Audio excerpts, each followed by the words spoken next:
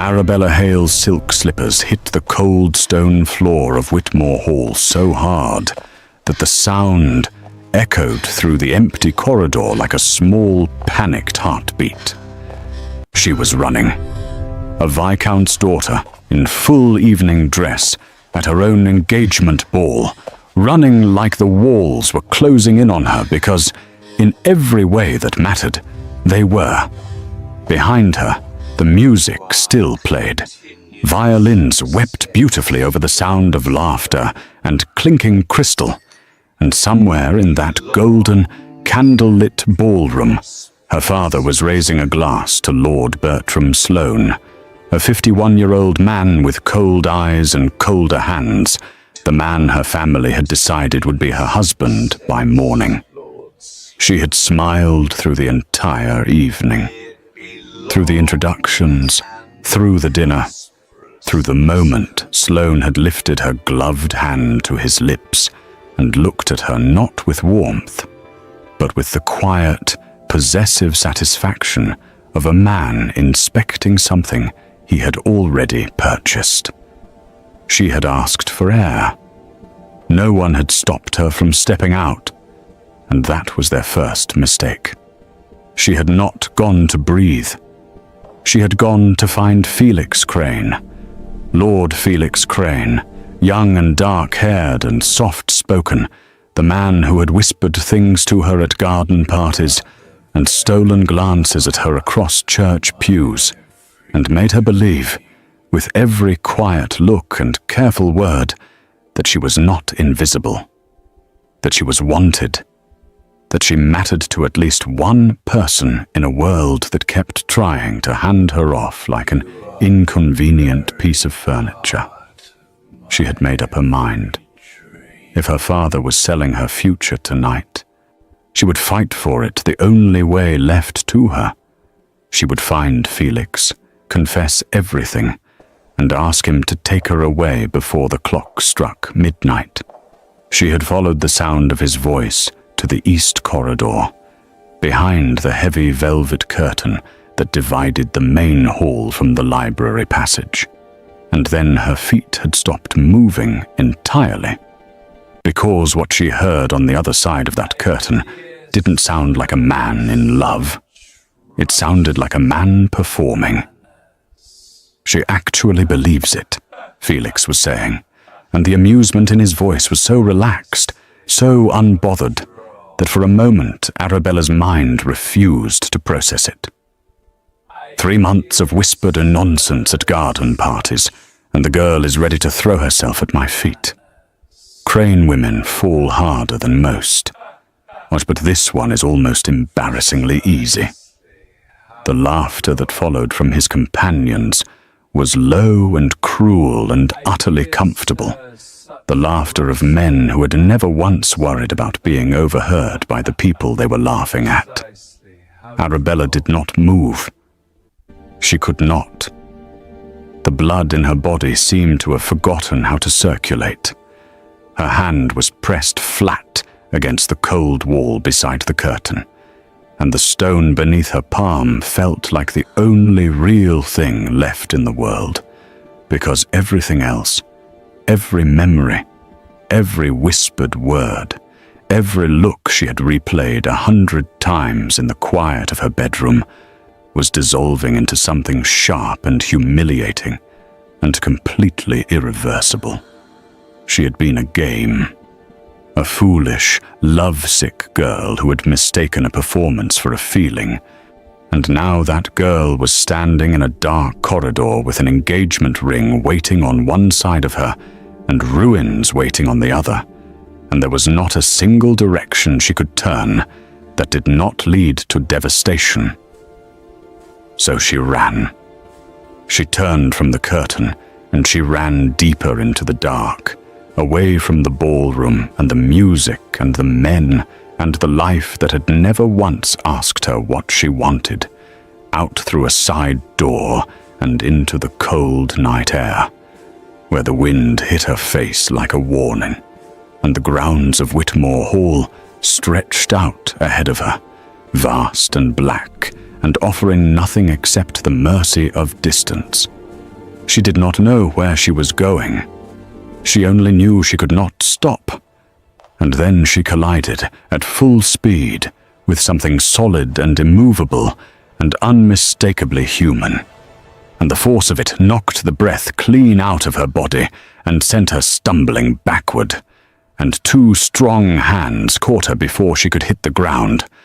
And a voice, deep and unhurried, and carrying the particular calm of a man who was never caught off guard, said quietly above her head, "Are you running towards something, or away from it?"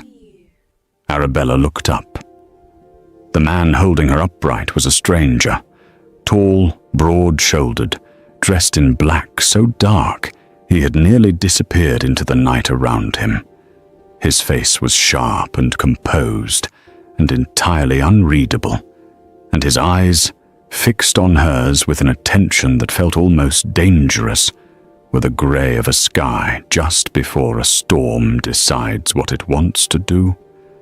She had never seen him before in her life, and yet, with nowhere left to go and nothing left to lose, Arabella Hale opened her mouth and said the most reckless thing she had ever said in 19 years of careful, obedient living.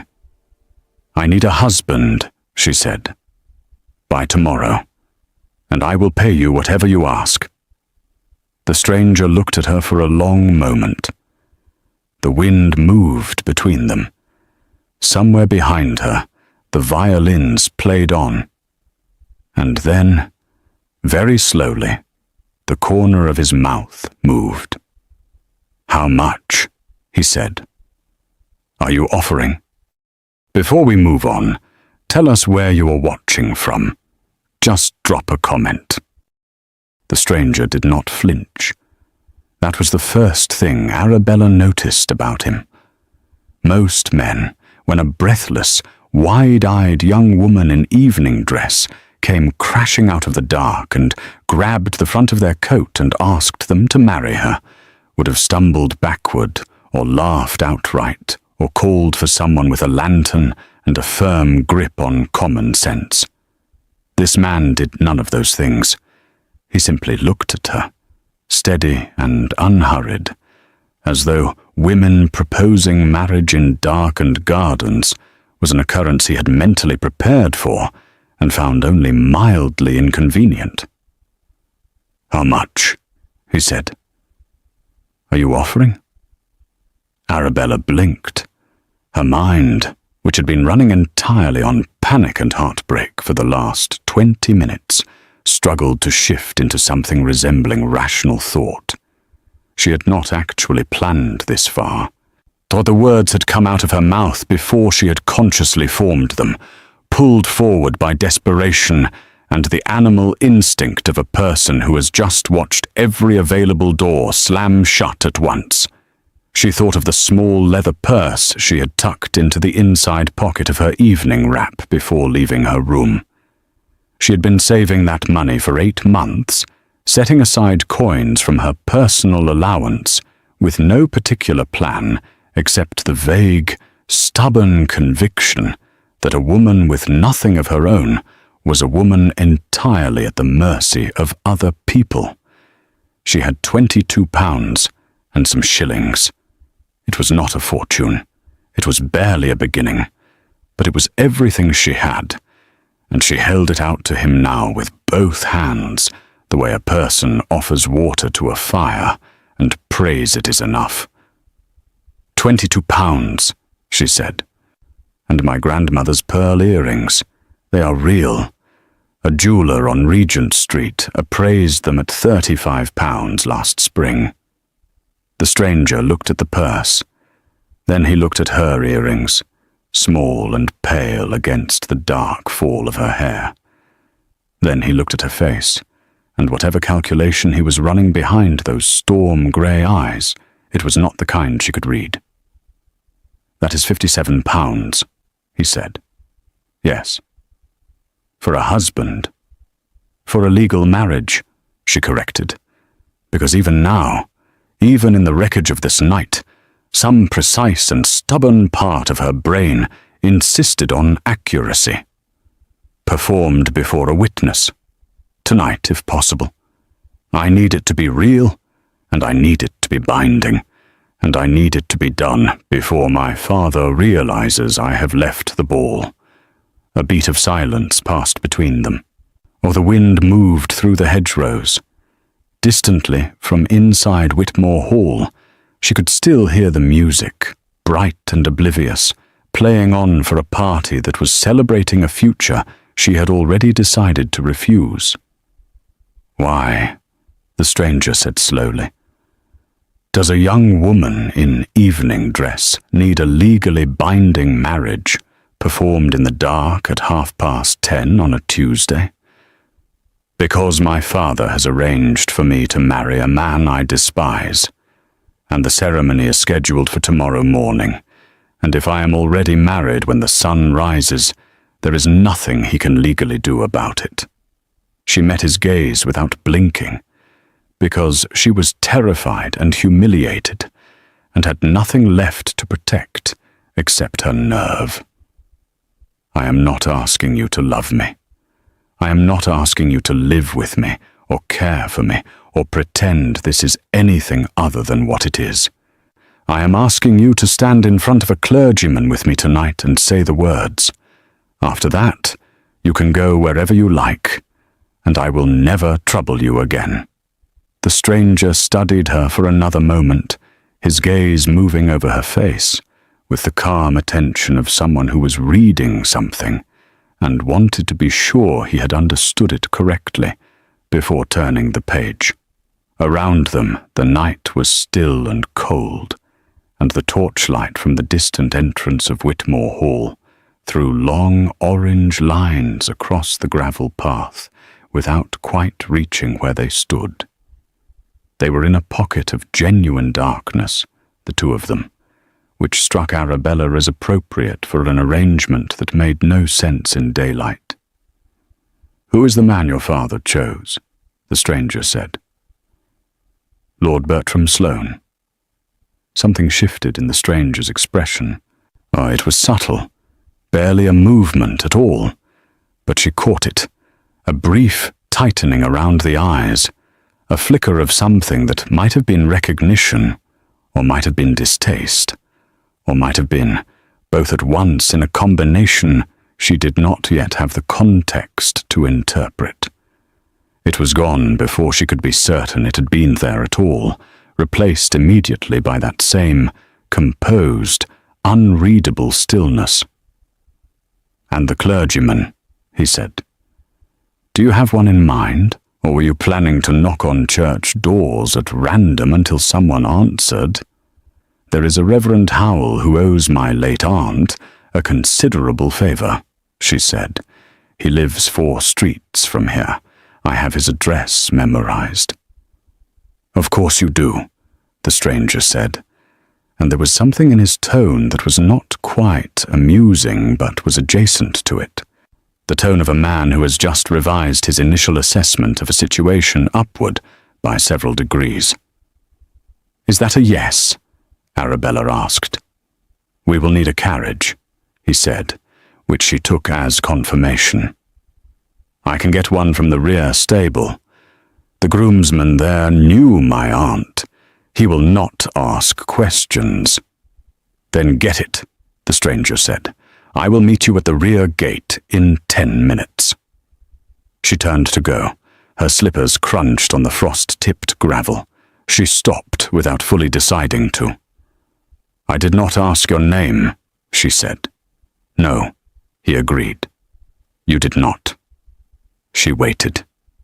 He said nothing further, only looked at her with that same composed expression, and after a moment, she understood that she was going to have to live without that answer for now, or because 10 minutes was not a long time, and she had a groomsman to find and a life to save before midnight. She found Thomas at the rear stable exactly where she had hoped. He was a weathered, kind-faced man of 60, with large, careful hands, and the particular manner of someone who has spent a lifetime serving people who did not deserve his loyalty, and had chosen to give it anyway. He had driven her Aunt Prudence's carriage for 20 years, and received the news of that aunt's death with more genuine grief than anyone in the Hale family had managed to produce. He looked at Arabella now, standing breathless and wind-blown in the torchlight with her evening wrap half off her shoulders, and something desperate moving behind her eyes. And he asked no questions at all. He simply readied a modest, unmarked carriage with quiet efficiency, handed her up with the careful dignity of a man who understood that some nights required silence above all things, and climbed to the box without a word. Two other stable hands, young men named Peter and Kit, who had been playing cards in the back corner, glanced up as the carriage moved out. Peter started to say something. Kit shook his head once. Peter sat back down. In some situations, even young men could read.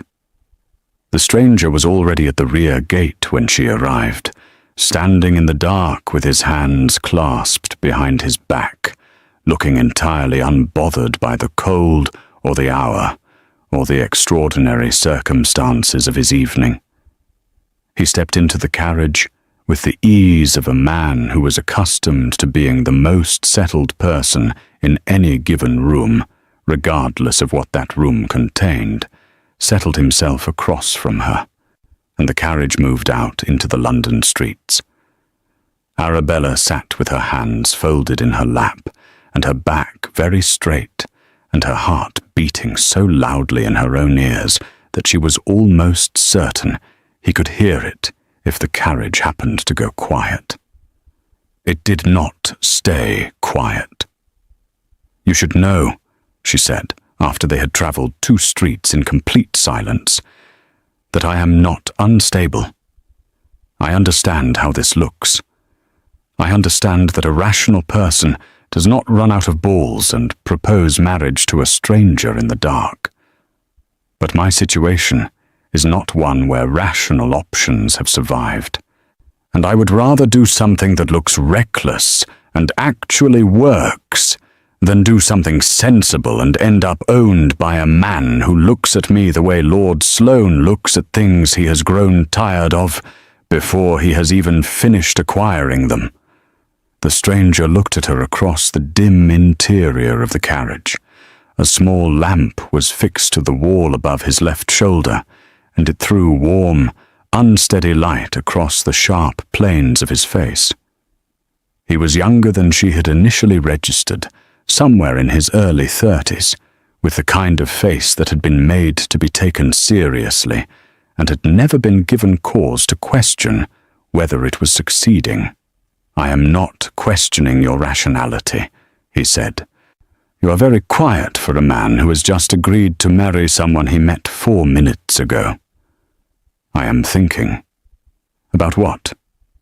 "About Bertram Sloane," he said, and something in his voice when he said that name made Arabella go very still. It was not the tone of a man idly curious about a stranger's domestic situation. It was the tone of a man for whom that name carried specific, personal weight, the kind that had been sitting somewhere undisturbed for a long time, waiting for a moment in which it became relevant again. She wanted to ask. She looked at his face and decided, with the instinct of someone who has learned to read silences the way other people read words, that this was not the right moment.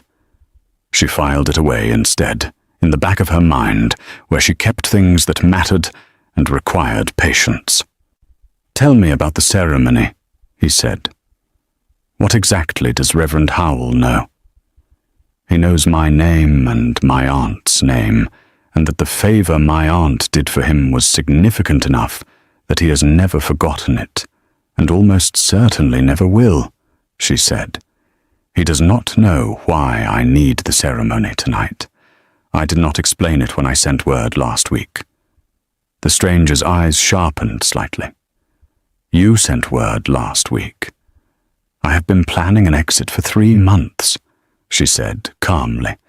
I did not know what form it would take. I only knew I needed one. Reverend Howell was one of several arrangements I made in advance. You are the only one I did not plan. He was quiet for a moment. What were the others? I have a small amount of money saved, and I know the address of a respectable lodging house in Kensington that takes female residents without requiring a male guarantor. I have a letter of introduction from my aunt's friend, a Mrs. Daphne Larkin, who runs a small school in Bath and offered me a teaching position 18 months ago that my father would not permit me to accept. She paused. I was going to disappear. The marriage was a last resort. I had not imagined I would find someone willing on the same night I needed them. And yet here we are, he said. And yet here we are, she agreed. They arrived at Reverend Howell's house on a narrow, gas-lit street where the buildings leaned slightly toward each other across the road, as though they had been sharing the same secret for a very long time.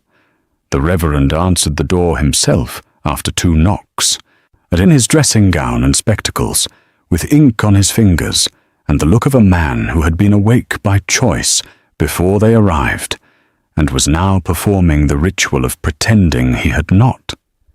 He was small and flustered, and genuinely kind, the sort of person who makes the world fractionally better simply by existing in it.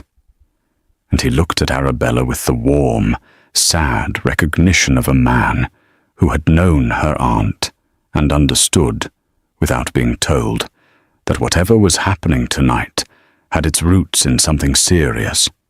He looked at the stranger with something different, something careful, the look of a man whose mind has just produced a recognition he is not entirely certain he should acknowledge out loud.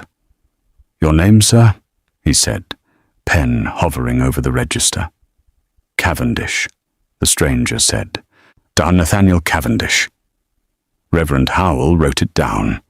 His pen paused for one fraction of a second, the smallest possible hesitation, barely long enough to be noticed by someone who was not already watching for exactly that kind of reaction. Then he continued writing, and the ceremony began. It was not long. It was not decorated with anything except candlelight, and the sound of the wind pressing against the parlor windows, and the distant, occasional noise of a carriage passing on the street outside. Arabella stood in her evening dress on a worn carpet, surrounded by someone else's furniture and someone else's books, and said words she had heard at other people's weddings, and had never once imagined saying this way, in this room, to this man. She said them clearly. She did not stumble. He said them clearly, too. His voice was low and entirely steady, and didn't waver at any point, and she had the strange, disorienting sensation of feeling 2 contradictory things simultaneously. She felt terrified because she didn't know this man, and she had just legally bound herself to him. And underneath the terror, buried but real, she felt something that was almost like relief. The particular relief of a door closing on something unbearable, even if the room she had stepped into was completely unknown. Reverend Howell signed the register. He handed them each a copy. He looked between them with the expression of a man who had many questions, and had, with considerable wisdom, decided not to ask a single one tonight. He did shake the stranger's hand for a half-second longer than was strictly necessary, and his eyes, when he did it, were full of something unspoken that landed in the room without explanation, and remained there after they left. Outside, Arabella stood on the narrow front step and looked at the paper in her hands. She was married to Nathaniel Cavendish, who was already walking back toward the carriage as though they had just completed a minor but satisfactory administrative transaction and was now ready to move on to the next item on the evening's agenda. "Mr. Cavendish," she called after him. He turned. "Thank you," she said. "I mean it genuinely and completely. You did not have to agree, and I will not forget it." He looked at her for a moment in the gas light, and something in his expression moved. Not much, but enough that she registered it as real. "Get some sleep," he said quietly, and then, almost as an afterthought, he added, "Mrs. Cavendish." Thomas drove her back to Whitmore Hall without a word. She slipped in through the side entrance, climbed the servants' stair, past the landing where she could still hear the last of the ball winding down below, laughter becoming tired, music slowing into its final measures, and reached her room without being seen by anyone who mattered. She sat on the edge of her bed with the marriage certificate in her lap, still in her evening dress, still wearing her grandmother's earrings, and she stared at the name written there in Reverend Howell's careful hand. Nathaniel Cavendish. She turned it over in her mind, looking for something to catch on, some edge of recognition, some thread that would tell her who he was, or where he had come from, or why the Reverend's pen had done that small, telling thing when he wrote that name. She found nothing. She was exhausted and hollow, and operating on the very last thin reserves of a night that had taken every good thing she believed about her life and replaced them with something she had not yet had time to understand. She lay back on the bed. She did not change. She did not blow out the candle. She was asleep before the flame had stopped moving. The morning arrived the way disasters usually do, louder than expected, and far too early. Arabella heard her bedroom door open at 7, followed by the sharp intake of breath that meant her mother had entered, and immediately registered that something was wrong, and then the particular weighted silence that follows a woman who has rehearsed her opening speech so many times that the actual moment of delivery has temporarily short-circuited her ability to begin. "You're still in your dress," Lady Hale said at last. "I fell asleep," Arabella said, which was completely true and conveyed almost nothing. Lady Hale moved into the room with the brisk, tightly controlled energy of a woman managing a crisis she had not yet decided to acknowledge publicly.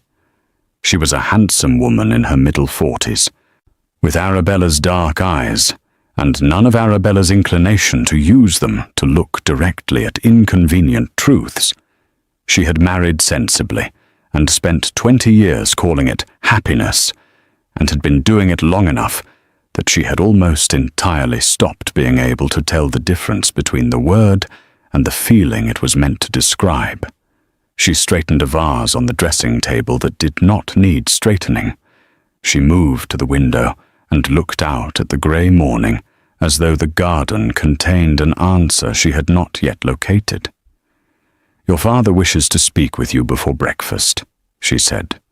"Lord Sloane's solicitor arrives at 9. The contract requires your signature." "It will not get it," Arabella said. Her mother turned very slowly. "I beg your pardon." "I am already married, Mother." Arabella sat up. She smoothed her skirt and said it again, not with cruelty, and not with apology either. "The marriage took place last night. It is legal and registered and witnessed, and there is nothing in Lord Sloane's contract that can reach across it." The silence that followed had texture and weight and several distinct layers.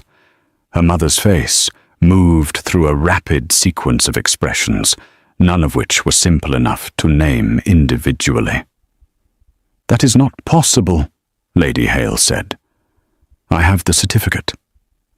Arabella held it out. Her mother did not take it. She looked at it the way people look at things they are hoping will cease to exist if they simply decline to interact with them long enough. "Who?" her mother said, very quietly, in the voice she reserved for moments of genuine shock. "Did you marry?" "A gentleman," Arabella said. "His name is Nathaniel Cavendish." The effect of that name on her mother was immediate and completely bewildering. Lady Hale went pale. Not the gradual processing pale of ordinary shock, but the sudden, total pale of a woman who has just heard something that rearranges the entire landscape of everything she thought she understood about the situation she was standing in. She sat down, not arranged herself carefully in a chair the way Lady Hale always did, performing composure like a woman who had studied it from portraits. She simply sat, abruptly and without ceremony, on the edge of the nearest chair, as though her legs had made the decision entirely independently of her intention. "Cavendish," she repeated. "Yes. Nathaniel Cavendish." "Yes, Mother. Are you going to tell me why you look like that, or are we going to continue repeating the name until something changes?" Lady Hale looked at her daughter for a long moment with an expression that Arabella had never seen on her mother's face before. A strange mixture of disbelief and calculation, and something at the very back of it that might, under entirely different circumstances, have been the beginning of awe. "Arabella," she said carefully, "do you know who Nathaniel Cavendish is?" "A gentleman I met last night in the dark when I was running away from your engagement party," Arabella said. "He is the Duke of Ashfern," her mother said. The words dropped into the room like something heavy falling from a great height, and the impact of them spread outward through the air and into the walls and into Arabella's chest, where they hit something that felt very much like the entire architecture of last night, rearranging itself into a shape she had not been prepared for. She stared at her mother. "The Duke of Ashfern," she said. "One of the oldest titles in England," Lady Hale said, and her voice had taken on the slightly distant quality of someone reciting facts, because facts were the only stable ground available. Immense estates in 3 counties, a seat in the House of Lords, connections to half the cabinet, and social influence that reaches further than that. He has been the most sought-after unmarried man in England for the better part of 4 years, and he has evaded every single attempt to attach him to anyone, but including 2 very serious efforts by families considerably more powerful than ours. She looked at Arabella with an expression that was still moving between its various contradictory components.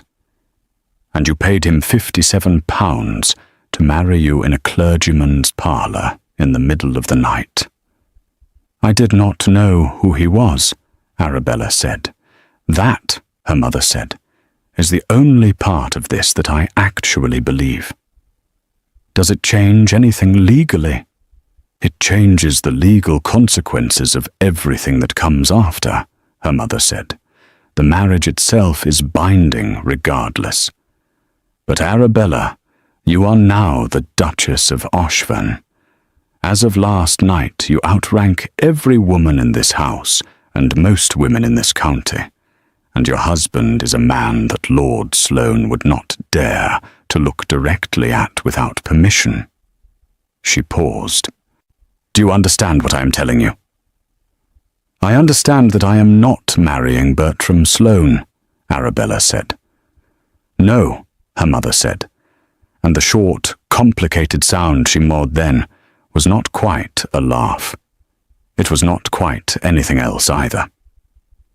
"You are certainly not doing that." The conversation with her father was considerably less philosophical and considerably louder. Viscount Hale was a tall man who had once been genuinely imposing and had curdled slowly over the years of spending money he did not have and making decisions he could not sustain into something that was mostly volume. He stood in his study with Lord Sloane's contract spread open on the desk before him, and Arabella's marriage certificate in his hand. And his face was the deep, mottled red of a man whose assumptions about the morning have just been comprehensively demolished. "This is fraud," he said. "It is a legal marriage," Arabella said, "witnessed, registered, and performed by an ordained clergyman in good standing.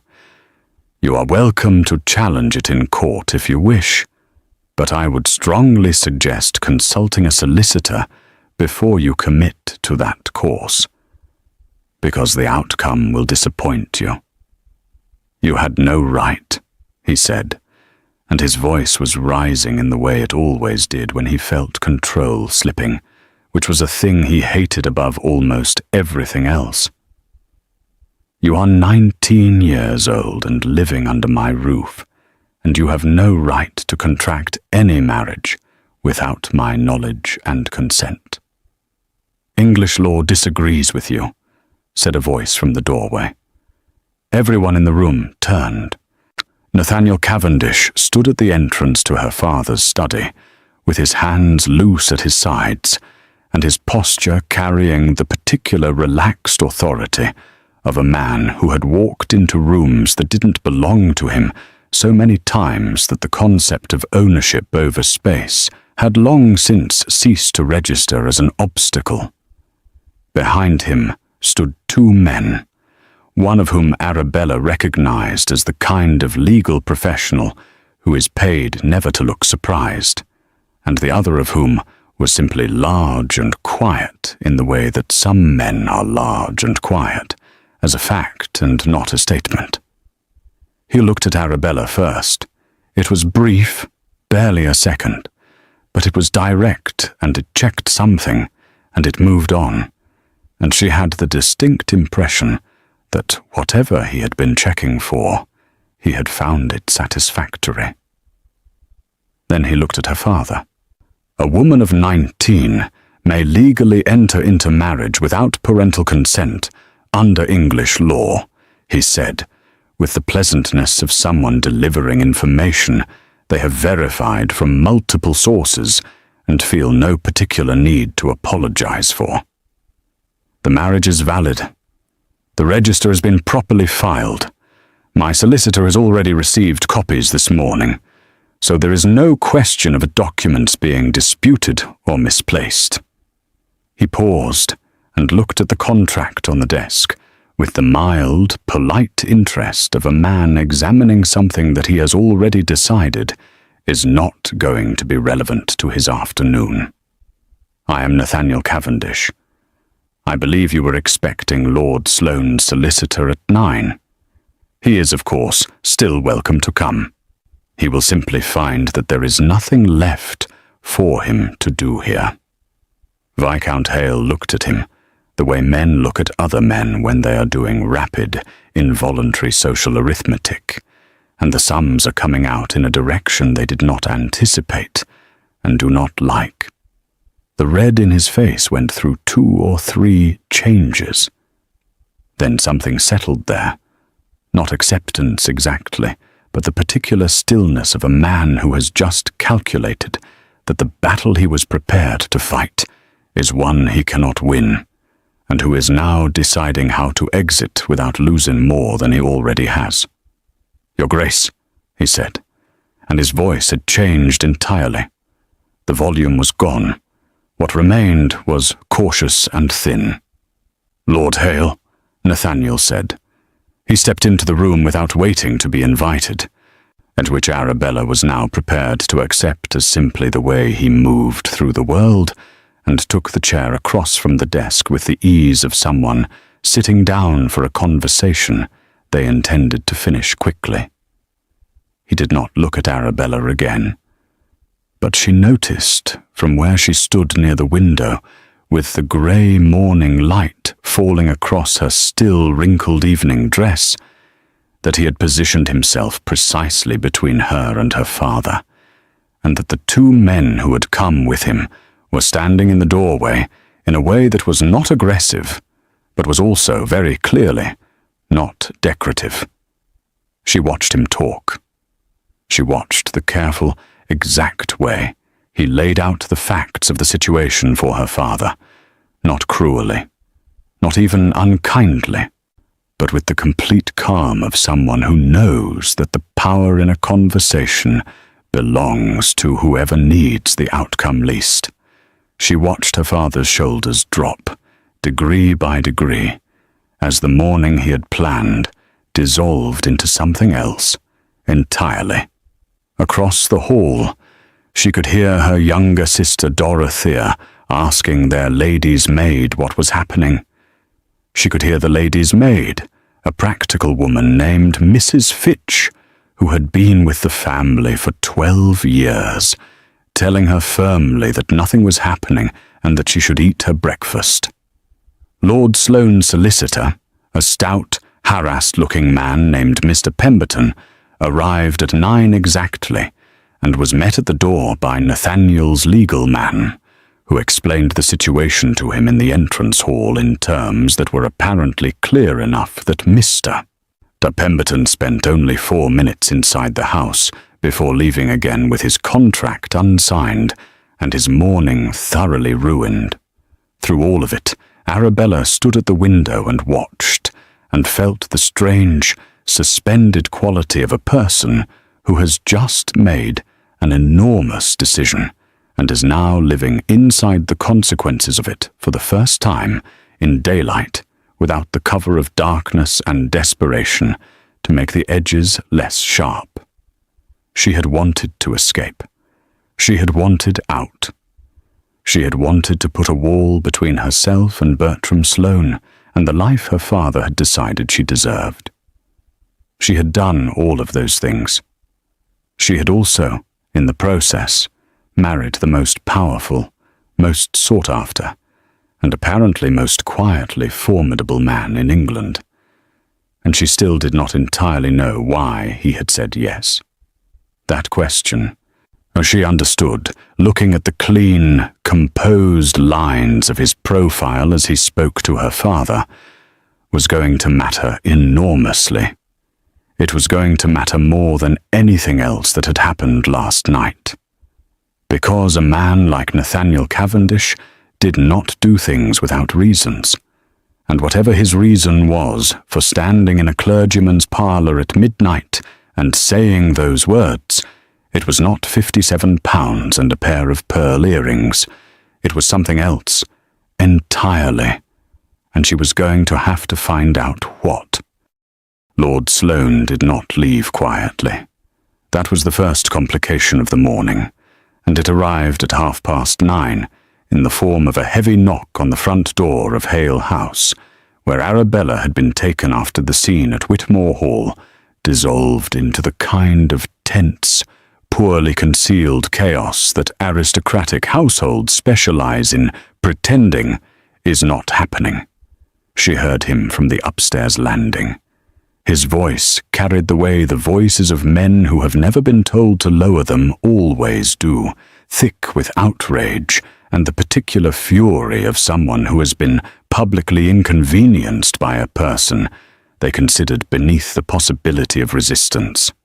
"I have a signed agreement with Viscount Hale," Sloane was saying, loudly enough that the downstairs maid flinched.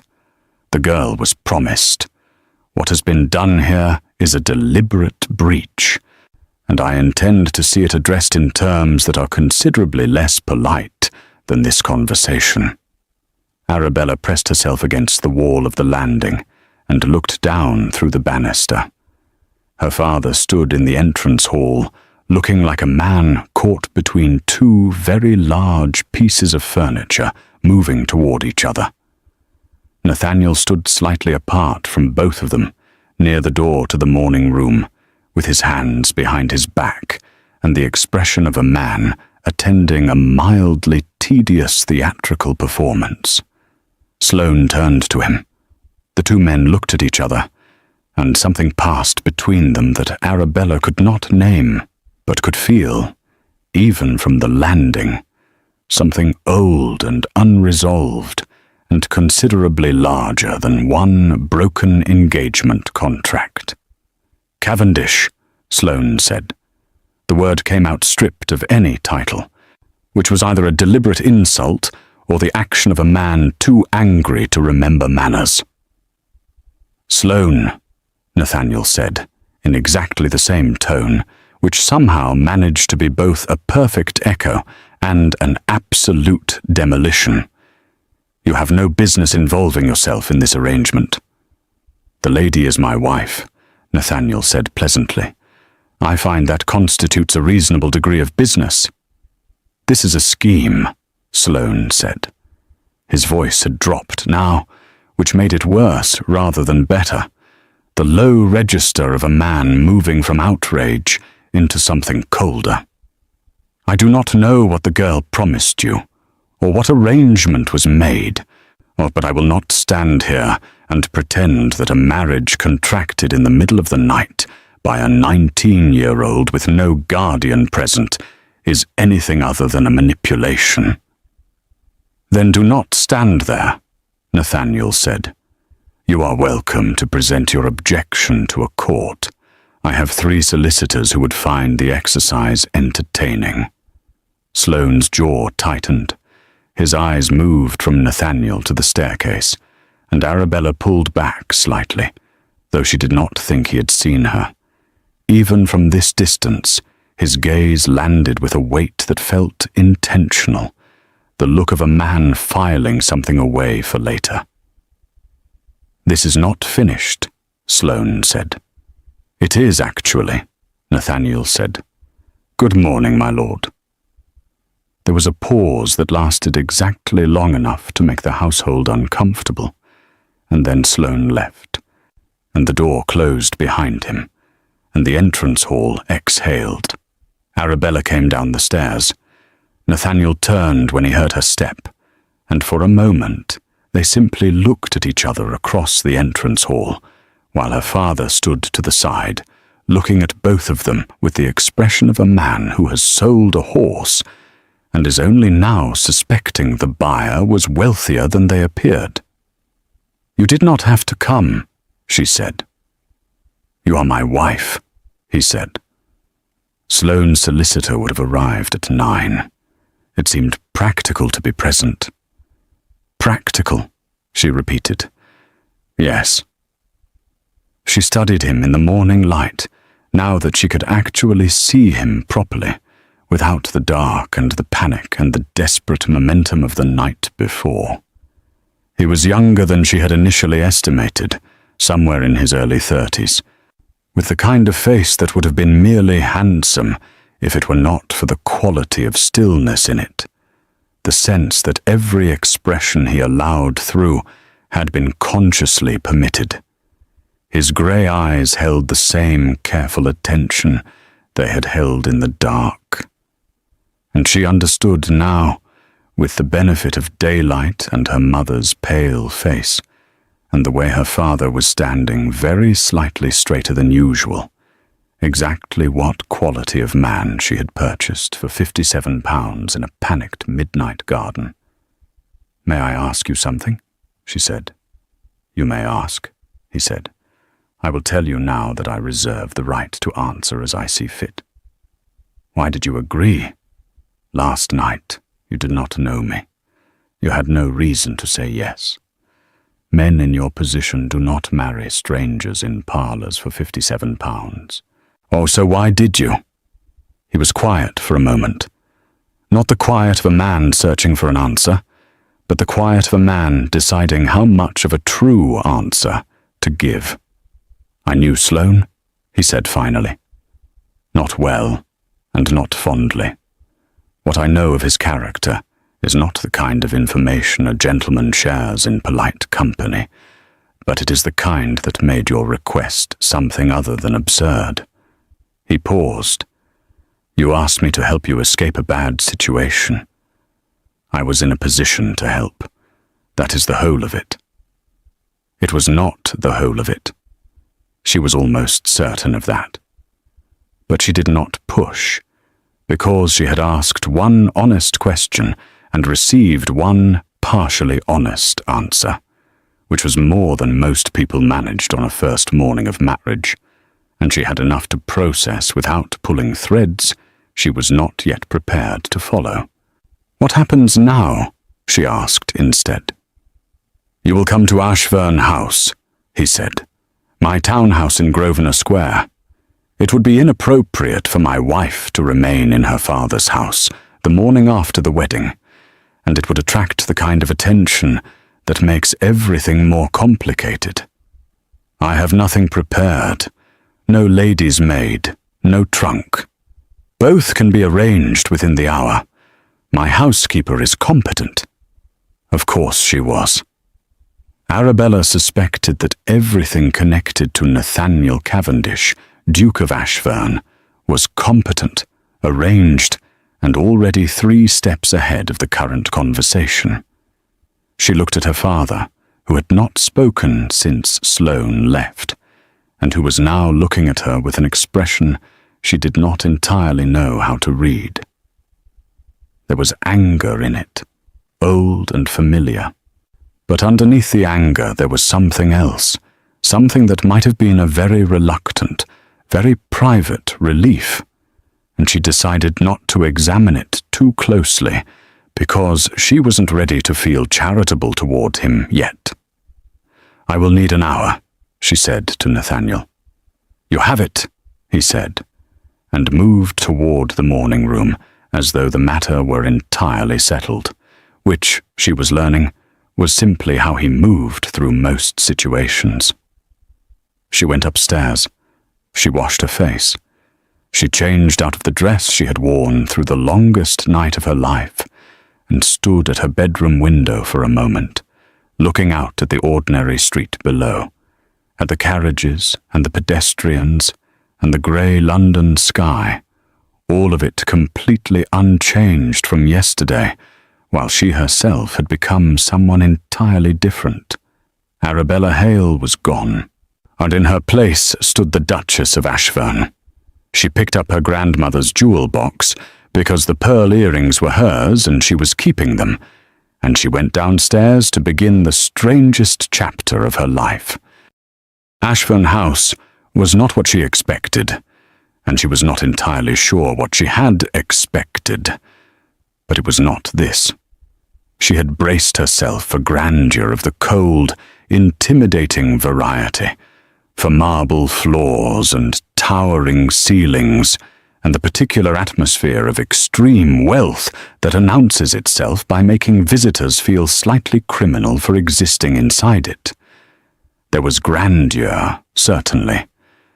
The house on Grosvenor Square was 4 stories of pale stone, with tall windows and an entrance hall that could have swallowed Hale House entirely and still had room to pace. But it was not cold. The floors were warm wood in the reception rooms. The curtains were deep red and gold.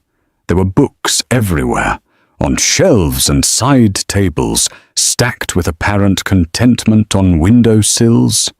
And the overall impression was not of a house arranged for display, but of a house that was actually, genuinely lived in by someone who used it rather than performed it.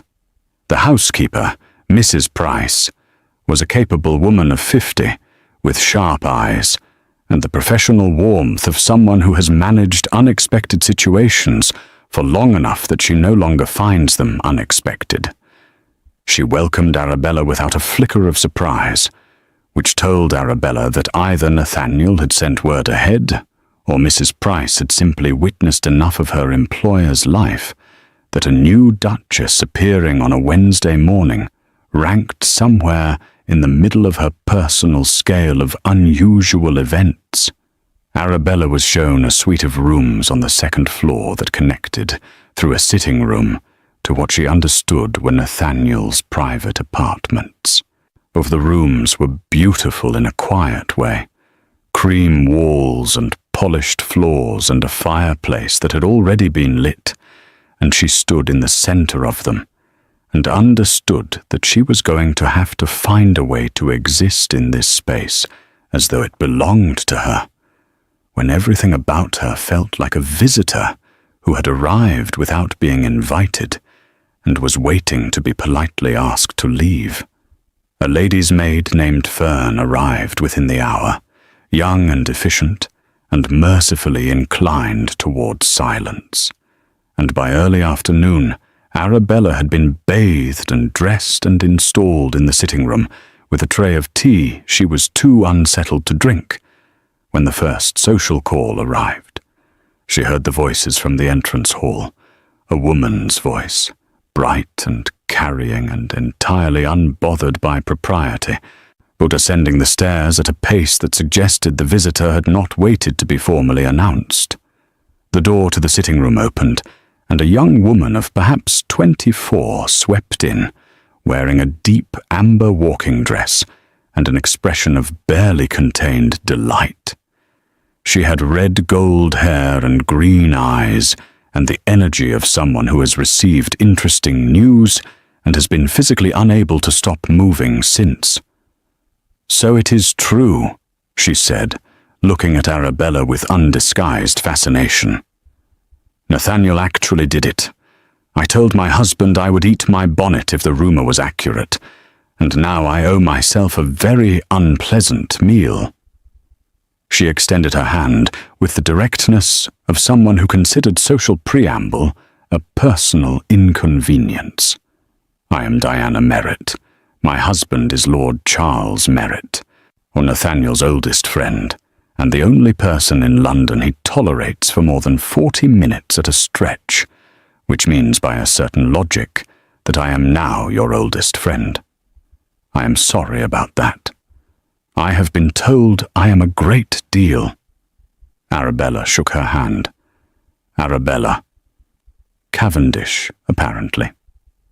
"Apparently," Diana said, with a grin, and sat down across from her without being invited, which reminded Arabella so sharply of Nathaniel walking into her father's study that she wondered if it was a quality that attached itself to people who spent time around him. "Now, tell me everything, and do not leave out the part about the clergyman, because Charles says the man nearly fainted when he realized who Nathaniel was, and I need to know if that is accurate." "I did not notice," Arabella said. "I was concentrating on not fainting." Diana laughed. What a real laugh, unguarded and warm. "I like you," she announced. "This is going to be wonderful. Nathaniel has needed someone to unsettle him for years, and I see you have accomplished it in under 12 hours, which is frankly a record." "I have not unsettled him," Arabella said. "He appears to be entirely unsettleable." "That is what he wants you to think," Diana said, pouring herself tea with the comfortable ease of someone who had done it in this house many times before. "He is very good at it.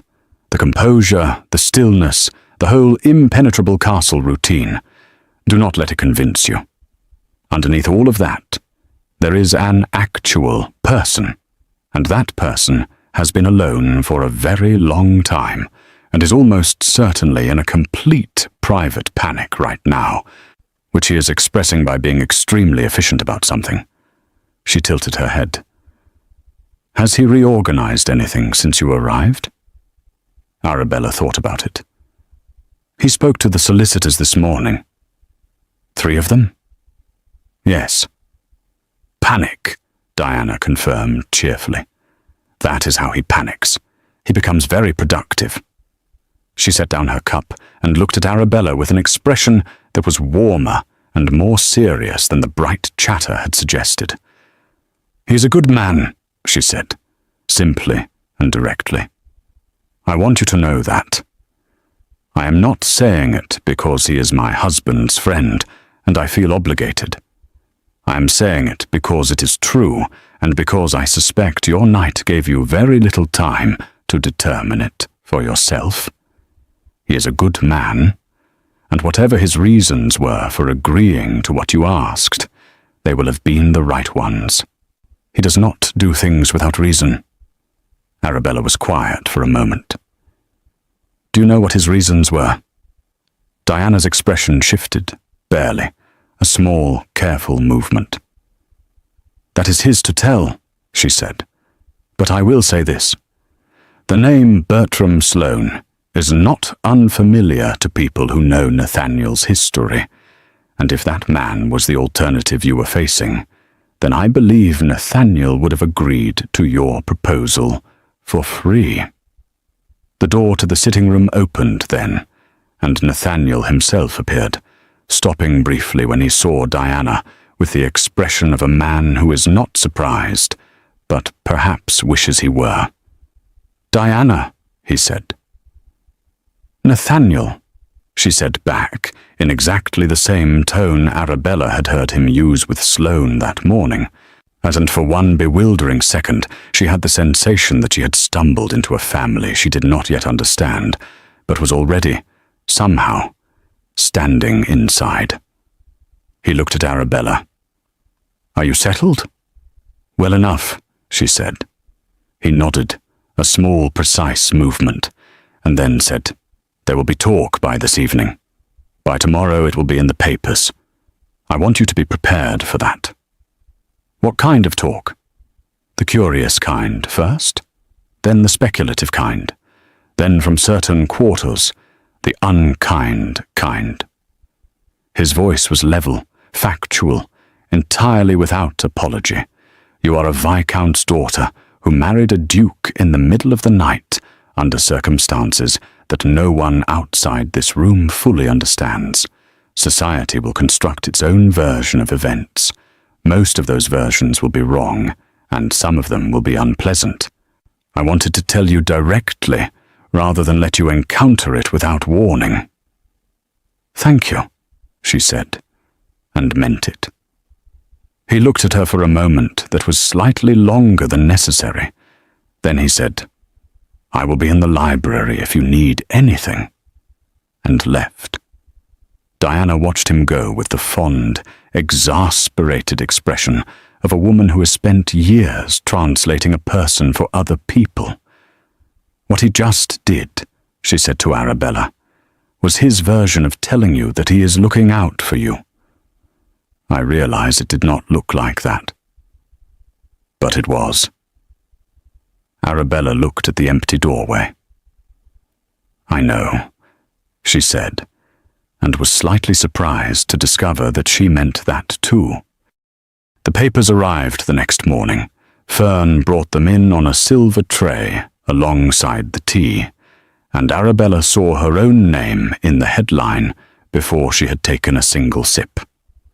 She read it standing up, still in her dressing gown, with the cold pressing against the window pane and the words pressing against something considerably more internal. "The Mysterious Duchess of Ashfern," the column read.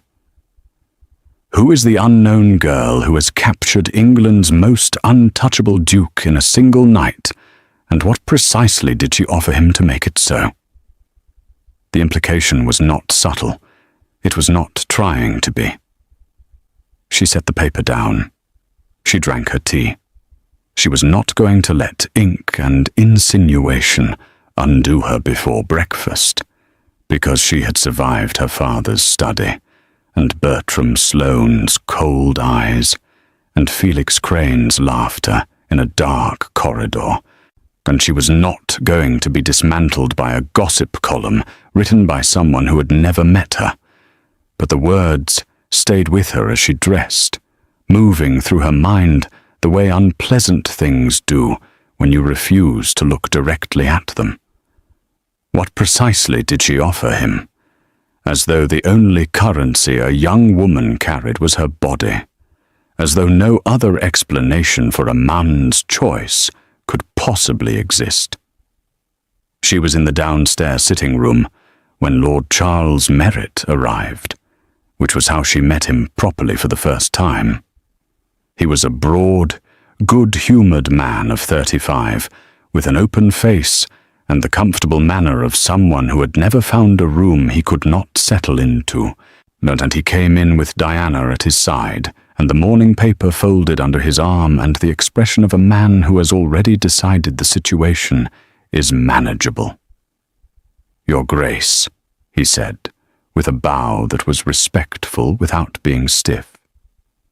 "Charles Merritt, I want to say first that I think what you did was extraordinary, and second, that half of London agrees with me, and the half that does not is simply jealous." "Charles," Diana said. "I am being supportive," he said. "You are being yourself, which is adjacent to supportive, but not quite the same thing." Arabella found herself almost smiling, which she had not expected to do this morning. "Thank you, Lord Merritt. I have seen the papers." "Pay them no mind," he said, settling into the chair nearest the fire with the ease of a man who had sat in it many times before. "Nathaniel has been the subject of speculation for years. They have tried to attach him to half a dozen women, and he has simply ignored every word of it. He will ignore this too, and it will die down within a fortnight." He paused, glancing toward the door. "Where is he actually?" "I have not seen him this morning," Arabella said. Something moved across Charles's face, brief and considered. "He rode out early," he said. "He does that when something is sitting heavy on him. Rides until he has worked out what to do about it." "What is sitting heavy on him?" Arabella asked.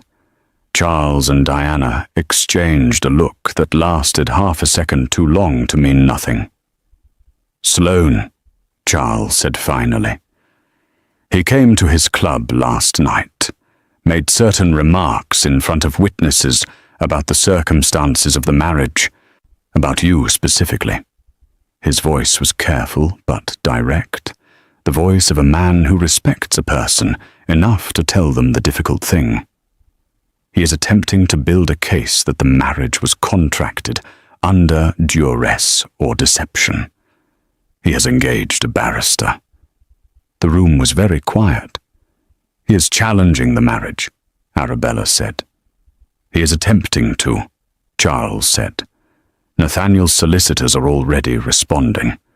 But Sloane has resources, and he has connections, and he does not like to lose things he has decided belong to him." He leaned forward slightly. He also said something else.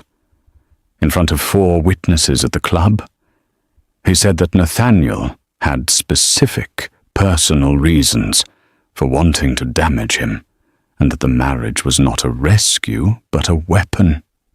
Arabella set down her cup very carefully. "Is that true?" Silence. "Oh, Charles," she said. "That," said Nathaniel's voice from the doorway, "is a conversation I owe you directly." She had not heard him come in. He was still in his riding clothes, and there was a coldness about him that was not just the outdoor air, something tightly contained and carefully managed that she had not seen in him before. He looked at Charles with an expression that communicated something wordlessly, and Charles stood, and Diana stood with him, and within 30 seconds, Arabella and Nathaniel were alone in the sitting room with the fire between them and the morning paper on the table, and everything unspoken, filling the space like weather. "Sit down," she said. "Please." He sat.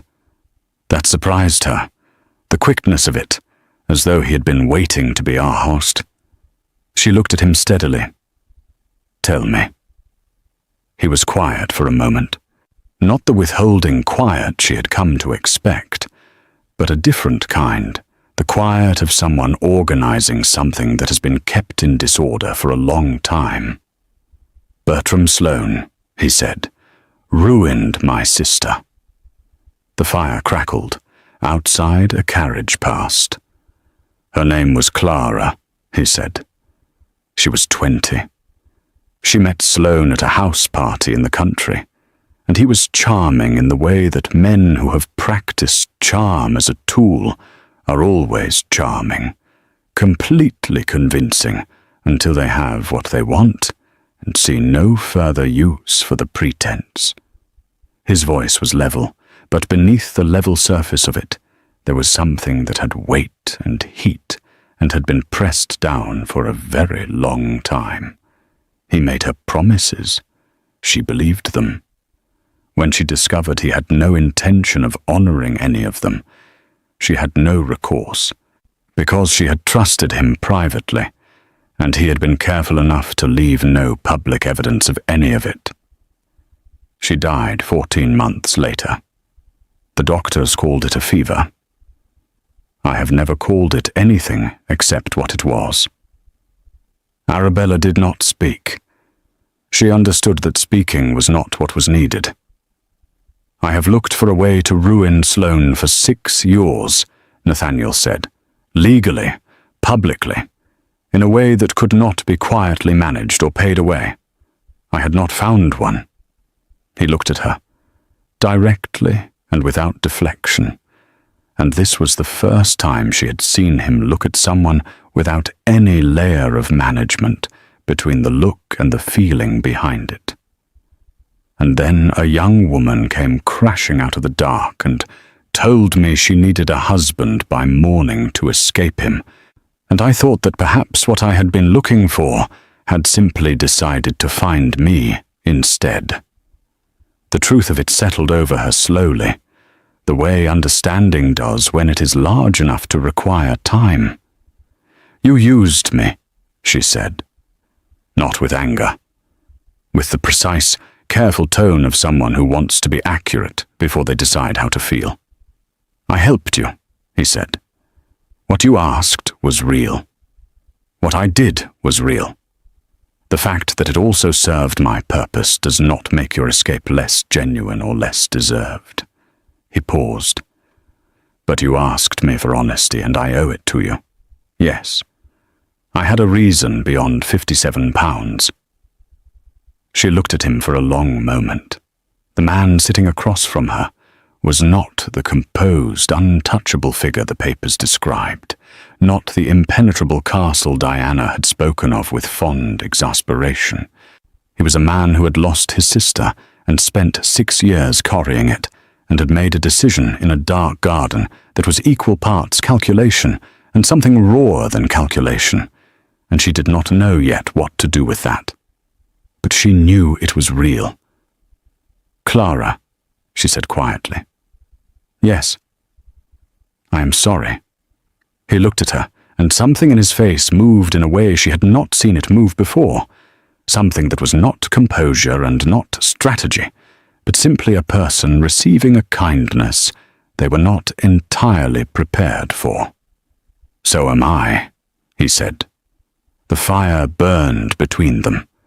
The morning stretched around the house, and Arabella thought that she had come crashing into this man's life looking for an escape, and had instead collided with a grief that matched the shape of her own, differently formed, but equally heavy, and that perhaps that was not an accident. Perhaps nothing about this night had been. 3 days after the papers ran their first story, Bertram Sloane made his move. It came not through the courts, as Nathaniel's solicitors had prepared for, but through society, which was considerably harder to defend against with legal documentation. Sloane had spent those 3 days quietly and efficiently poisoning every drawing room in London with a version of events that painted Arabella as a scheming girl who had trapped a duke through manufactured distress, and painted Nathaniel as a man acting on a personal vendetta rather than genuine feeling. The invitation slowed, the morning calls thinned. 2 women who had sent congratulatory notes on the first day sent nothing further. It was not dramatic. It was not loud. It was the specific, suffocating social pressure that the English upper class had perfected over centuries, the withdrawal of warmth so gradual and so total that by the time you felt cold, you could no longer identify the moment it had begun. Arabella felt it. She was not naive enough to pretend otherwise. She was sitting in the library on the fourth morning, working through a correspondence she had been putting off, when she found the letter at the bottom of the stack. It was not addressed in a hand she recognized. It was brief, unsigned, and it said simply, "He married you to destroy, Sloane. When that is done, you will find yourself very much alone. Ask him about the Ashburn succession and what he requires from a wife. Then decide how safe you truly are." She read it twice. Then she folded it and held it in her hands and sat with it the way you sit with something you know is designed to hurt you, but cannot immediately dismiss it. Or she did not hear Nathaniel come in. He moved quietly for a large man, which she had noticed before and was beginning to suspect was deliberate. "What is that?" he said, from somewhere behind her left shoulder. She turned and held it out without speaking. He took it, read it, and his expression did not change in any dramatic way, but she watched his jaw tighten by the smallest degree, and his eyes go very still, the stillness of someone controlling something that would otherwise move. "Who sent this?" she said. "Sloane," he said, "or someone acting for him. This is what he does when the legal route closes. He goes personal." He folded the letter. "He wants you frightened. He wants distance between us because a united front is harder to attack than a divided one." "I'm not frightened," she said, which was mostly true, "but I would like you to answer the question he wants me to ask." He looked at her. "The succession," she said evenly. "What do you require from a wife?" He set the letter on the table and sat down across from her, and she noticed that he was doing the thing she had come to recognize as his version of being honest, the deliberate setting aside of the composure he wore like armor, the conscious decision to be seen. "The title requires an heir," he said. "That is a fact of the dukedom, and I will not pretend it is not. But I want to be very clear with you about something." He looked at her with the directness that had characterized every honest thing he had said to her. "I did not marry you to produce one on a schedule. I did not marry you as a transaction. What began as a practical arrangement in a dark garden has become something I find myself considerably less practical about than I expected, and I would rather tell you that plainly than let an anonymous letter do it for me in the worst possible way." The room was very quiet.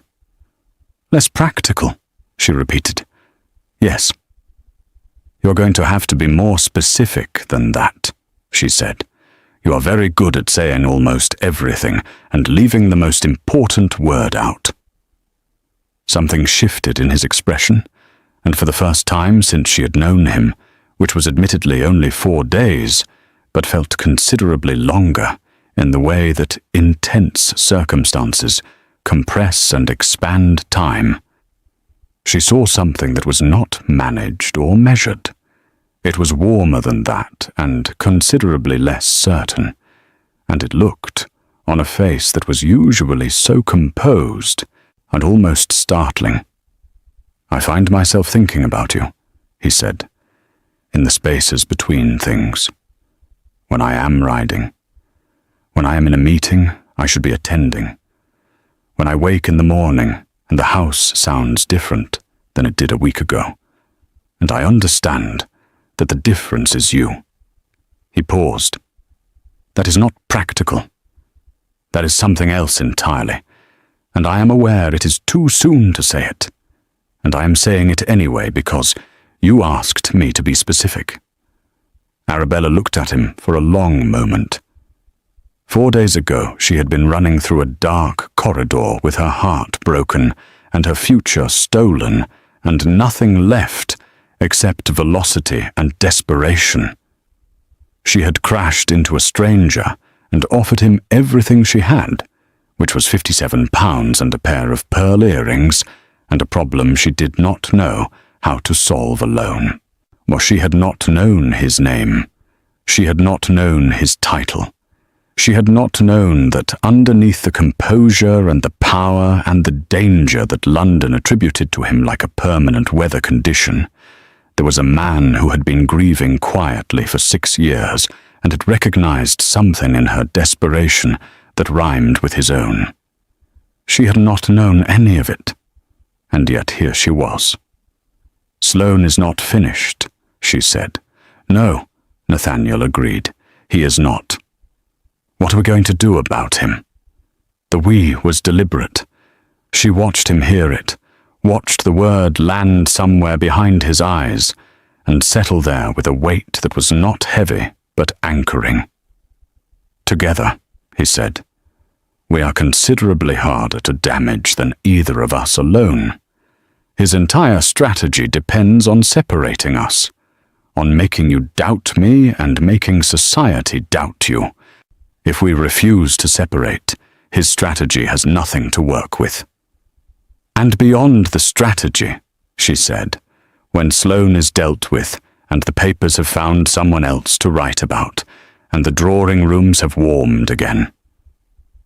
What are we then?" He looked at her steadily. "What would you like us to be?" It was the first time he had asked her what she wanted. Not assumed, not arranged, not efficiently managed. Asked. She thought about her mother, who had married sensibly and spent 20 years calling it happiness. She thought about Felix Crane, laughing behind a curtain at a girl who had trusted him with something real. She thought about her father, raising a glass to a future she had never agreed to, and about herself running through the dark, convinced she had lost everything. She had not lost everything. She had lost the things that were never truly hers: the false love, the managed future, the carefully constructed life that had been designed for someone else's convenience. And in losing them, she had run straight into something she had not planned and could not control and did not entirely understand yet, but which felt, with increasing certainty, like the first true thing that had ever happened to her. "I would like us to be honest with each other," she said. "I would like us to keep being what we have been these 4 days, which is 2 people who tell each other the difficult thing instead of the comfortable one." She met his gaze without looking away. "And I would like to see where that goes, without a schedule and without a transaction, just honestly." He looked at her for a moment that stretched long and warm and entirely unmanaged. "That," he said quietly, "I can do." Outside, London carried on in its loud, indifferent way. The papers would run more stories. Sloane would press harder before he fell, and he would fall, because Nathaniel Cavendish did not begin things he did not finish, and Arabella Hale did not run from things she had decided to face.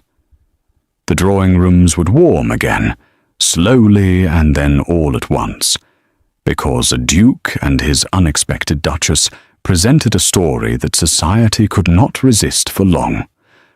But none of that was yet. None of that was now. Now there was only the library and the fire, and 2 people sitting across from each other who had found each other in the dark and decided, in their separate, desperate ways, to hold on. It was not the ending Arabella had imagined for herself. It was considerably better.